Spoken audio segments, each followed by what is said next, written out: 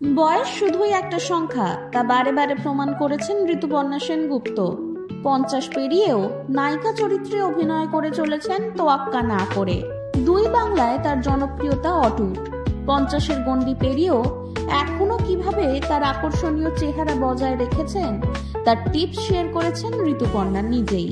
ঋতুপর্ণা বলেছেন তিনি উচ্চ তীব্রতার ওয়ার্কআউট বা জিরো ফিগারে বিশ্বাস করেন না। ঋতুপর্ণা বলেন, জিরো ফিগার আপনার শরীরকে প্রয়োজনীয় পুষ্টি থেকে বঞ্চিত করে এবং তাই আপনি বৃদ্ধ হওয়ার সাথে সাথে অপরিবর্তনীয় সমস্যার সম্মুখীন হতে বাধ্য। আমি কয়েকটা লেবুর ফোঁটা গরম জল দিয়ে আমার দিন শুরু করি। আমি আমার ওয়ার্কআউটের আগে শনের বীজ খাই।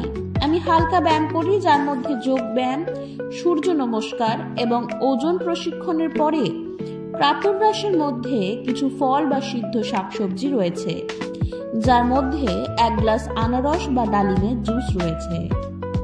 ঋতুপর্ণা বলেছেন যে সুস্থ থাকার জন্য আপনাকে অবশ্যই জানতে হবে কি খাবেন এবং কি খাবেন না।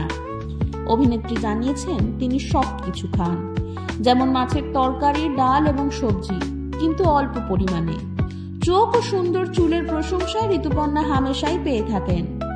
তাই চুল ও চোখ কিভাবে যত্ন করে রাখা যায় সে কথা বলতে গিয়ে তিনি বলেন, আমি যখন ছোট ছিলাম আমার মা প্রোটিনের জন্য আমার মাথায় ডিম দিতেন। বাংলায় মায়েরা তাদের মেয়েদের বিশেষ যত্ন নেন। তারা মাথার ত্বকে সব ধরনের তেল ঘষে। চোখের জন্য কৃতিত্ব যায় মাছের। মাছে প্রচুর ফসফরাস আছে এবং আমি মনে করি এটি একটি জাদু।